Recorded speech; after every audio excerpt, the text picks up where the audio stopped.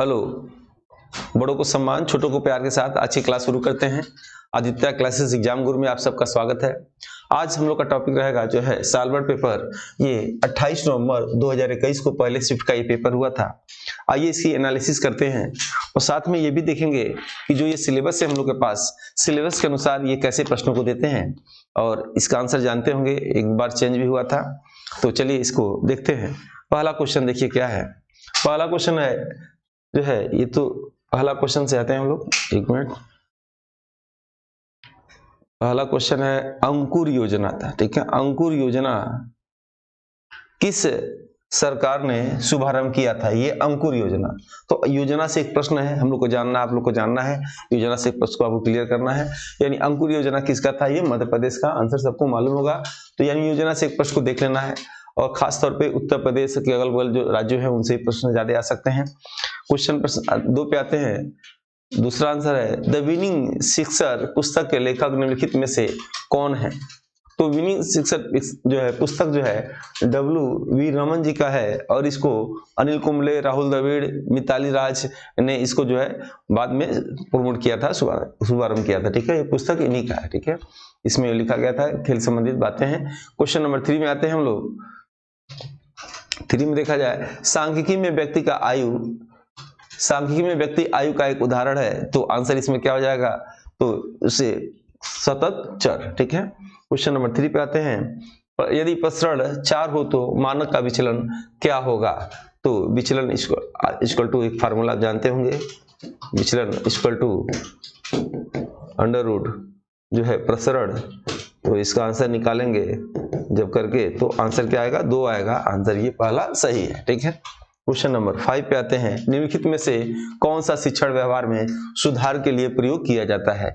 ठीक है, शिक्षण व्यवहार के सुधार में क्या प्रयोग होता है? तो इसमें से आंसर क्या हो जाएगा? स्वानुदेशन, सूक्ष्म शिक्षण, कक्षा कक्ष अंतःक्रिया, पैनल शिक्षण। तो क्या आंसर होगा इसमें? सूक्ष्म शिक्षण आंसर सही है, ठीक है। ये माइक्रो टीचिंग सही है, WLN ने दिया था और प्रतिपुष्टि के लिए दिया गया था इसमें, ठीक है।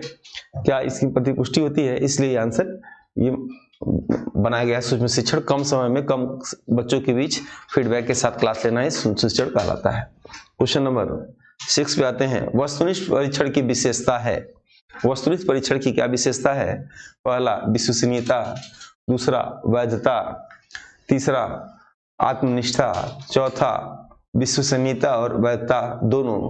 तो वस्तुनिष्ठ परीक्षण की विशेषता होती है विश्वसनीयता और वैधता दोनों। आंसर सही है, ठीक है। आते हैं क्वेश्चन नंबर 7 पे। निम्न में से कौन केंद्रीय प्रवृत्ति नहीं है? मध्यमान, माध्यिका, बहुलक, विस्तार। तो इसमें आंसर क्या होगा? आप कमेंट बताइए। विस्तार आंसर सही होगा। केंद्रीय प्रवृत्ति की माप 3 होती है, मध्यमान, माध्यिका, बहुलक, और ये विस्तार नहीं होती है। आंसर क्या हो जाएगा? डी आंसर सही है, ठीक है। क्वेश्चन नंबर 8 पे आते हैं। पहला ईमेल किसने भेजा था? इसमें टी बर्नर्स-ली ने, रेमंड सैमुअल टॉमलिंसन ने, स्कॉट फॉरमैन ने और चार्ल्स बेबेज ने। तो किसने भेजा था? ये प्रश्न आ रहा है। चार्ल्स बेबेज है, अदला छूटा हुआ है। तो कुछ चीजों को 8-10 पॉइंट है, आप रटे रहेंगे, क्लियर हो जाएगा। तो ईमेल उसी ने भेजा जिसने जो है इसका आविष्कार किया। तो कौन किए थे? तो टॉमलिंसन ने किया था। ये आंसर सही है, ठीक है। जैसे पूछता है कि चांद पे सबसे पहला कदम किसने रखा? तो चांद पे दूसरा कदम किसने रखा? तो चांद पे जिसने पहला कदम रखा नील आर्मस्ट्रांग ने, तो दूसरा कदम भी वही रखा होगा, ठीक है। वही प्रश्न है। ईमेल का आविष्कार ये पूछना चाह रहे थे। ईमेल का आविष्कार किसने किया? रेमंड सैमुअल टॉमलिंसन ने किया, ठीक है। इंटरनेट का आविष्कार किसने किया? सुपर कंप्यूटर का आविष्कार किसने किया? भारत में सुपर कंप्यूटर का आविष्कार कौन किया? भारत में इंटरनेट का आविष्कार कौन किया? हार्ड डिस्क का किसने किया? ये सब चीजों को 8-10 पॉइंट में है, एक पेज में आएगा, रट जाएंगे। एक क्वेश्चन ये फ्री का ऐसे मिल जाएगा, ठीक है। क्वेश्चन नंबर 9 पे आते हैं। 9वां है जो है जंक ईमेल को निम्नलिखित में से किस एक को भी कहा जाता है? जंक ईमेल किसे कहा जाता है? Spam, spool, spoof, outbox. यानी जो है अनचाहा जो होता है, अनवांटेड, उसे किसी के स्पैम को ही कहा जाता है, ठीक है। उसी को जंक ईमेल के नाम से भी जाना जाता है। क्वेश्चन नंबर 10 पे आते हैं। आप बताएंगे आप एक डिस्क को ट्रैक एवं सेक्टर में बांटने की प्रक्रिया क्या कहलाती है? एक डिस्क को ट्रैक और सेक्टर में बांटने की प्रक्रिया क्या कहलाती है? अलॉटिंग, फॉर्मेटिंग, क्रैशिंग, ट्रैकिंग क्या कहलाएगी? तो एक डिस्क को ट्रैक और सेक्टर में बांटने की प्रक्रिया क्या कहलाएगी, फॉर्मेटिंग कहलाएगी। ठीक है, ये आंसर सही है। क्वेश्चन नंबर 11 पे आते हैं। कंप्यूटर हार्ड डिस्क का आविष्कार निम्नलिखित में से किसने किया था? Reynold B Johnson, P Johnson, Albert Johnson और बी जॉनसन। देखिए यहाँ दो ऑप्शन एक जैसा है, बी जॉनसन, बी जॉनसन, और ऐसे प्रश्नों को बनाते हैं ताकि एग्जाम हाल में बच्चे सोचने लगे, गलत प्रश्न का आंसर आने लगे। और कंप्यूटर हार्ड डिस्क का आविष्कार रेनाल्ड बी जॉनसन ने इन्होंने किया था। ठीक है, और जैसे आपसे कहा जाए इंटरनेट का आविष्कार किसने किया, तो उससे विंडसेफ ने किया था। भारत में इंटरनेट का आविष्कार विजय कुमार सिंघल ने किया था। तो भारत एटीएम का आविष्कार किसने किया था, जॉन सेफर्ट ने किया था। ठीक है, ये सब चीजें रटे रहिएगा। क्वेश्चन नंबर 12 में आते हैं। गूगल स्कॉलर है publishing tools, web browser, academic search engine, word processing package. बल्कि आयोग ने इस प्रश्न को आंसर बाद में बदला था, कुछ का नहीं भी किया था। तो इसका आंसर मेरे हिसाब से एकेडमिक सर्च इंजन ही सही होगा। ठीक है, आते हैं क्वेश्चन नंबर 13 पे। निम्नलिखित में से किसने कहा पर्यावरण मेरे अलावा सब कुछ है? पर्यावरण मेरे अलावा सब कुछ है, किसने कहा? एमसी मेहता ने कहा, महात्मा गांधी ने कहा, आइंस्टीन ने कहा, वी.आर. कृष्णा अय्यर ने कहा। तो आंसर क्या होगा? आइंस्टीन ने इस बात को कहा था। क्लियर है? आते हैं नेक्स्ट पेज पे हम लोग। क्वेश्चन नंबर 14 पे। चिपको आंदोलन किसने प्रारंभ किया था? अरुणधनी राय ने, मेधा पाटकर ने, इला भट्ट ने, सुंदरलाल बहुगुणा ने। तो आप जानते होंगे चिपको आंदोलन, सुंदरलाल बहुगुणा, चंडी प्रसाद भट्ट। ठीक है, इन लोग का नाम आता है, गौरा देवी का नाम आता है। चमोली उत्तराखंड से शुरू हुआ था। आंदोलन से भी 3-4 पेज के हैं कंटेंट, उसको रट जाएंगे, आपके कॉन्सेप्ट क्लियर हो जाएंगे। ठीक है, क्वेश्चन नंबर 15 पे आते हैं। निम्नलिखित में से कौन एक जनसंख्या का लक्षण नहीं है? लिंग अनुपात, जन्म दर, मृत्यु दर, स्तर विन्यास। तो इसमें आप देखेंगे स्तर विन्यास, ये आंसर सही है। ठीक है, और वीडियो आपको ये अच्छा लग रहा है तो लाइक जरूर करना चाहिए। ऐसे वीडियो और क्लासेस आपको मिलता रहे, इसके लिए आप क्या करिए, सब्सक्राइब कर सकते हैं। और टेलीग्राम ग्रुप मेरे लिंक में नीचे दे रखा गया है, आप चाहें तो उसको जो है आप टेलीग्राम को भी ज्वाइन कर सकते हैं। जो भी वीडियो जाता है या जो भी सूचना होती है सो दे देते हैं।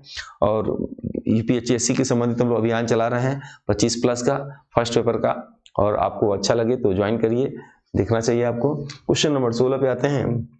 निम्न में से कौन सा देश तांबा का खनिज संसाधन से वंचित नहीं है? यहाँ हम कुछ लोग चर्चा करेंगे। कुछ लोग कहते हैं विश्व के इतिहास, विश्व के भूगोल का नहीं है, सिलेबस में दिया है सर कि भारत का भूगोल। अब बताइए ये कहाँ का भूगोल है? कौन सा देश तांबा का खनिज संसाधन नहीं है? तो क्या छोड़ देंगे? पेरू, पोलैंड, जाम्बिया, पुर्तगाल।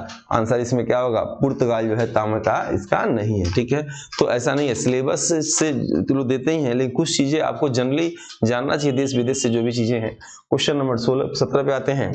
वायुमंडल की मध्य परत धरती सतह से किस ऊंचाई तक फैलती है?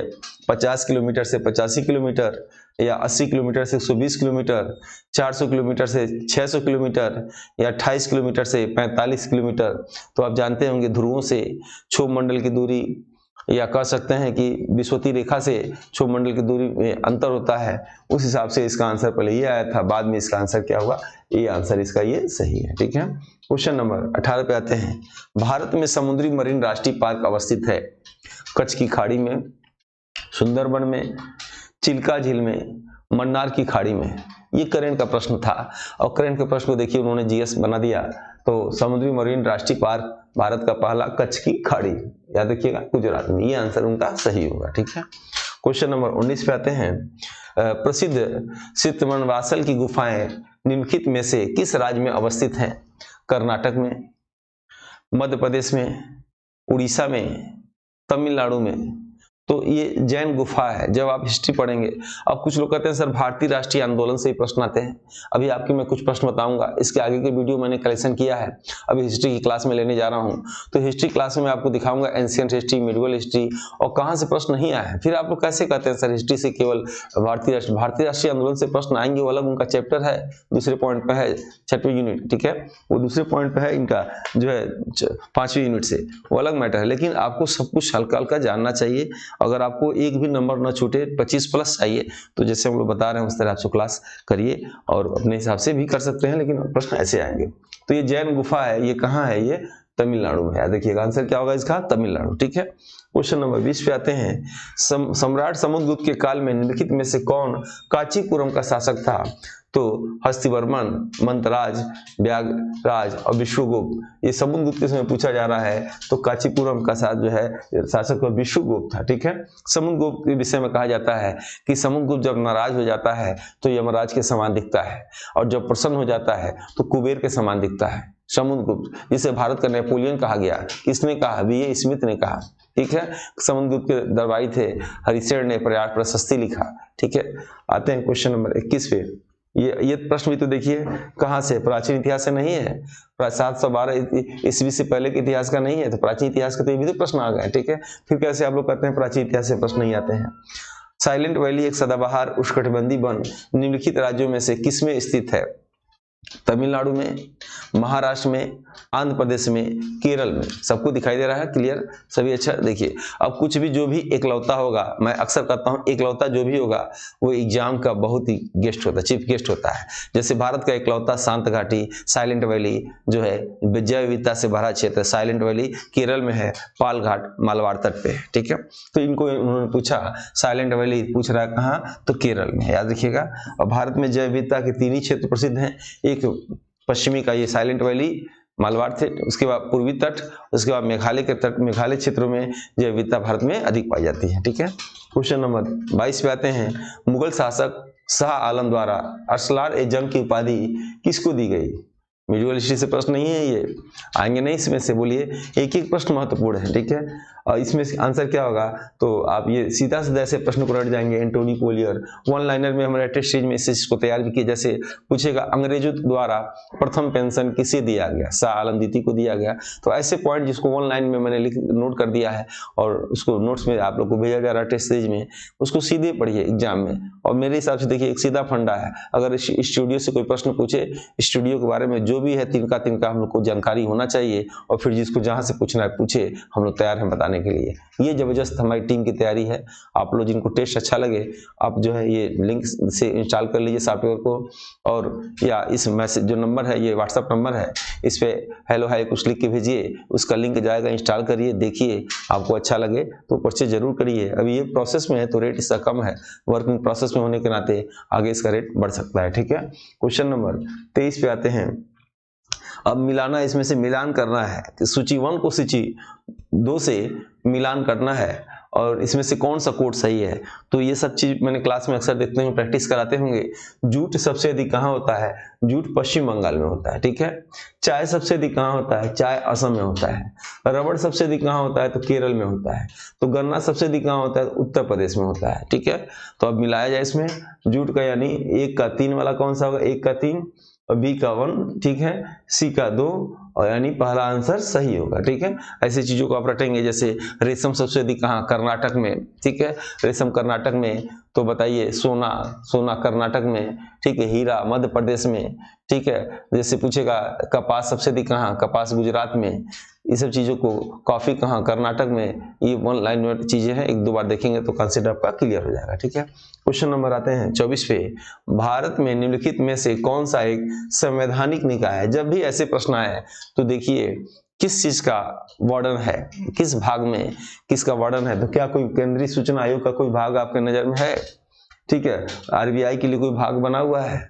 विश्वविद्यालय अनुदान के लिए बना हुआ है? निर्वाचन आयोग के लिए बना हुआ है? तो ये आंसर आपका क्या होगा? भारत निर्वाचन आयोग। ठीक है, तो बताइए कमेंट बॉक्स में भारतीय निर्वाचन आयोग का वर्णन किस भाग में है, निर्वाचन का वर्णन किस में है। हमारी सामाजिक संस्कृति और गौरवशाली परंपरा का महत्व समझना और उसका परीक्षण करना भारत के संविधान के किस भाग का एक हिस्सा है? जो लोग सिलेबस को लेकर चल रहे हैं उनके लिए प्रश्न है। अब बताइए क्या इसका आंसर होगा? संविधान की प्रस्तावना का, मूल अधिकार का, राज्य के नीति तत्वों का, मूल कर्तव्यों का, क्या आंसर होगा? और यहाँ सिलेबस है, और सिलेबस में मैं देख रहा हूँ, आपको बता रहा हूं कि 6वीं यूनिट में भारतीय संविधान और अर्थशास्त्र दे रखा गया है, और इसमें दिया है प्रस्तावना, मूल अधिकार, नीति निर्देशक सिद्धांत, भारतीय राजनीतिक व्यवस्था में विधायिका, कार्यपालिका, न्यायपालिका, निर्वाचन आयोग और लोक सेवा आयोग। इसका आंसर होगा मूल कर्तव्य। अब बताइए मूल कर्तव्य ऑप्शन में कहाँ दिए हैं? इसमें को दिया है इसलिए थोड़ा अगर सिलेबस यहाँ है तो मेरे हिसाब से सिलेबस यहाँ है तो यहाँ तक पढ़ाई होनी चाहिए अगर आपको अच्छे नंबर से तैयारी करना हो तो, ठीक है। फर्स्ट पेपर के लिए पूरी टीम आई लगी हुई है, आप अपना सब्जेक्ट देखिए और फर्स्ट पेपर में जो है हम लोग मैक्सिमम नंबर आपको 25+ कोशिश करेंगे दिलाने के लिए, ठीक है। आते हैं 26 पे। किस बात में सर्वोच्च न्यायालय ने संपीड़ित किया कि मूल अधिकारों तथा नीति निर्देशक सिद्धांतों के बीच सामंजस्य एवं संतुलन संविधान के आधारभूत ढांचे का एक आवश्यक लक्षण है? तो किसमें? गोलकनाथ बनाम पंजाब राज्य में, केशवानंद भारती बनाम केरल राज्य में, मिनर्वा मिल लिमिटेड बना भारत संघ में, गोलकनाथ बना बिहार राज्य में। आंसर क्या होगा? Minerva mill limited. गो वाला आंसर क्या है? ये सही है, ठीक है। आते हैं क्वेश्चन नंबर 27 पे। भारतीय कृषि क्षेत्र में मुख्यतः किस प्रकार की बेरोजगारी पाई जाती है? खुली बेरोजगारी, संरचना बेरोजगारी, उसके बाद तीसरा है प्रच्छन्न बेरोजगारी, चौथा है चक्री बेरोजगारी। तो इसमें सबको मालूम होगा आंसर क्या होगा? प्रच्छन्न बेरोजगारी। पूछता है कि वह बेरोजगारी जिसमें वह रोजगार जिसमें आवश्यकता से अधिक लोग लगे हैं या आवश्यकता से अधिक लोग लगे हैं तो उनको अगर हटा दिया जाए तो उत्पादन में कोई फर्क नहीं पड़ेगा, तो वो कौन सा क्षेत्र है? वो प्रच्छन्न बेरोजगारी के अंतर्गत कृषि का क्षेत्र होता है। 28 देखते हैं, 2 प्रश्न और है। बॉम्बे गोल्ड कप का संबंध निम्नलिखित में से किस खेल से? किस खेल का संबंध बॉम्बे गोल्ड कप से है? तो ये भी आपको समझना होगा। आंसर क्या होगा? Table tennis, Vartak, hockey, football. Answer क्या होगा? हॉकी आंसर इसका सही है, ठीक है। आते हैं क्वेश्चन नंबर 29 पे। पित्ताशय में उपस्थित पथरी निम्नलिखित में से किसका पाचन करती है? ठीक है। और प्रोटीन का, वसा का, कार्बोहाइड्रेट का, न्यूक्लिक अम्ल का। अब देखे होंगे जिनकी ऑपरेशन करके पथरी निकाल दी जाती है उनको खाने पीने में क्या परहेज कहा जाता है? आंसर क्या होगा इसका? वसा आंसर हो जाएगा, ठीक है। और आज का आखिरी प्रश्न है कि 1 मिनट देखिएगा, ठीक है। समृद्धि एक्सप्रेस वे संबंधित है आंध्र प्रदेश से, महाराष्ट्र से, कर्नाटक से, तमिलनाडु से। अब बताइए इसमें से आपका क्या आंसर होगा? तो ये भी करंट का प्रश्न है, ये महाराष्ट्र। और ये भी हमने देखा किसी यूनिट में टेस्ट में आप देखिए सालों उठा के देखा जाए तो कुछ सेक्शन से प्रश्न कम, कुछ सेक्शन से प्रश्न अधिक, कुछ से प्रश्न बिल्कुल नहीं आए, कुछ से प्रश्न बिल्कुल सिलेबस से बाहर आए। तो बेटर है कि वो जिनका इनका सिलेबस बना हुआ सिलेबस के हिसाब से अन्य भी जो चीजें हैं उसको पढ़ा जाए। और इसी के साथ ये क्लास ओवर करते हैं, मिलते हैं हम लोग नेक्स्ट क्लास में। अभी इधर जो है साल भर भी आपको हल कराएंगे। और ये वीडियो आपको अच्छा लगे तो लाइक जरूर करना चाहिए, शेयर जरूर करिए। और जिनको टेस्ट सीरीज या फर्स्ट पेपर में डर लगता हो, फर्स्ट पेपर में तैयारी ठीक से हम लोग टीम के साथ करना चाहते हैं, वो इस सॉफ्टवेयर को इंस्टॉल कर लीजिए और जो है उसमें स्टोर ऑप्शन में जाके उसको आप देख सकते हैं। बाकी जानकारी के लिए टेलीग्राम ग्रुप हम लोग का ही है, लिंक में दिया है, आप उसको ज्वाइन कर सकते हैं टेलीग्राम ग्रुप। मिलते हैं नेक्स्ट वीडियो में। जय हिंद, जय भारत।